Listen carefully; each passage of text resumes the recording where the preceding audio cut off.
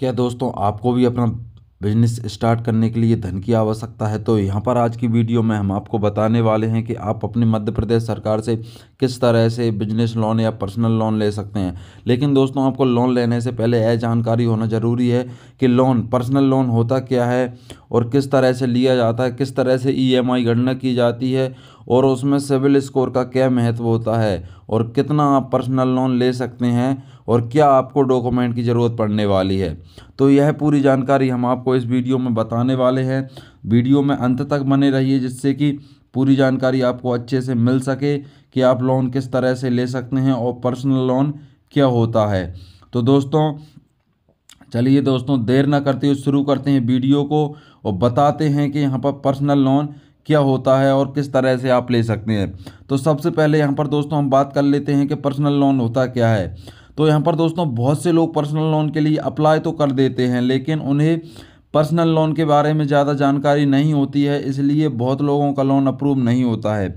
आपको बता दें कि पर्सनल लोन आकस्मिक ज़रूरत के लिए कम समय में दस्तावेजों के साथ बैंकों का मिलने वाला कर्ज है, यानी कि आपको एक इमरजेंसी के रूप में मिलने वाला लोन है पर्सनल लोन। इमरजेंसी के समय धन का उपयोग करना पर्सनल लोन के जरिए बहुत ही आसान होता है। आप जितना भुगतान कर सकते हैं उसके अनुसार ही पर्सनल लोन आपको लेना चाहिए, क्योंकि अगर आप अपनी क्षमता से ज़्यादा पर्सनल लोन ले लेंगे तो आप बहुत ही बड़े परेशानी के शिकार हो जाएंगे। यहाँ पर दोस्तों क्या पर्सनल लोन के क्या फ़ायदे होते हैं।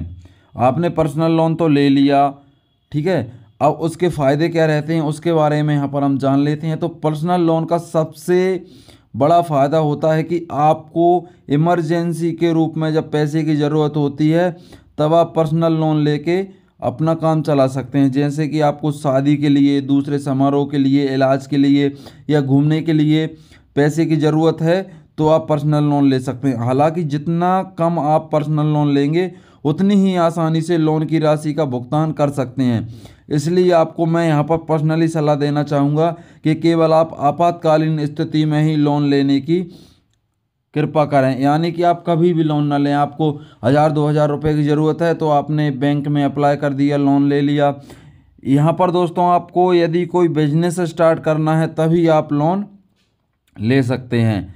आप हर कभी लोन ना लें क्योंकि आप लोन लेकर एक बहुत बड़ी समस्या में फंस सकते हैं। अब दोस्तों यहाँ पर हम बात कर लेते हैं कि लोन में सिबिल स्कोर का क्या महत्व होता है।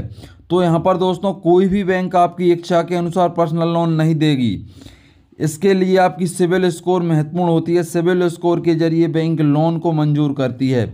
अगर आपका सिबिल रिकॉर्ड अच्छा है तो आपके लिए पर्सनल लोन लेना बहुत ही मुश्किल नहीं होगा, कोई भी बैंक आपको बहुत ही आसानी से लोन दे देगी। लेकिन दोस्तों लोन लेते समय आपको एक महत्वपूर्ण जानकारी यह होना चाहिए कि लोन का ब्याज दर क्या होगा, ईएमआई हमको कितना भरना होगी, एक महीने में कितना ईएमआई भरना होगी और कितने वर्ष के लिए हमको ईएमआई भरना होगा, यह एक बहुत महत्वपूर्ण जानकारी होती है। तो दोस्तों भारत का जाना माना सरकारी बैंक है, इस वजह से विश्वसनीय है और बहुत से लोन पर्सनल लोन लेने के लिए एसबीआई बैंक का चुनाव करते हैं। दोस्तों भारत के लगभग सभी लोग चाहते हैं कि हमको एसबीआई बैंक से लोन मिल जाए। इससे पहले आप एसबीआई में पर्सनल लोन लेने के लिए अप्लाई करें। आपको पता होना चाहिए कि एसबीआई का ब्याज दर क्या होता है और वर्तमान में एसबीआई के पर्सनल लोन का ब्याज दर क्या चल रहा है। तो यहाँ पर दोस्तों आपके लोन पर निर्भर करता है कि आपका ब्याज दर क्या रहेगा और ईएमआई कैलकुलेशन क्या रहेगा। तो यहाँ पर अभी वर्तमान में जो एसबीआई का है ना दोस्तों, ब्याज दर 11.05 चल रहा है। लेकिन यहाँ पर स्टेट बैंक ऑफ इंडिया का यदि आप 3 लाख का पर्सनल लोन लेते हैं तो कितना ब्याज लगेगा और कितने समय के लिए आपको मिल जाएगा। तो यहाँ पर मैं आपकी जानकारी के लिए बता दूं कि यदि आप एसबीआई से 3 लाख का पर्सनल लोन लेते हैं 5 साल की अवधि के लिए तो यहाँ पर आपको 6530 रुपये की ईएमआई देनी पड़ेगी। लोन की अवधि के दौरान आपको 91,813 रुपये का ब्याज भी देना पड़ेगा, यानी कि 5 साल की अवधि में आपको हर महीने 6530 रुपये की किस्त को भुगतान करना पड़ेगा बैंक को। कुल मिलाकर आपको 3,91,813 रुपये चुकाने होंगे पर्सनल लोन लेने से पहले।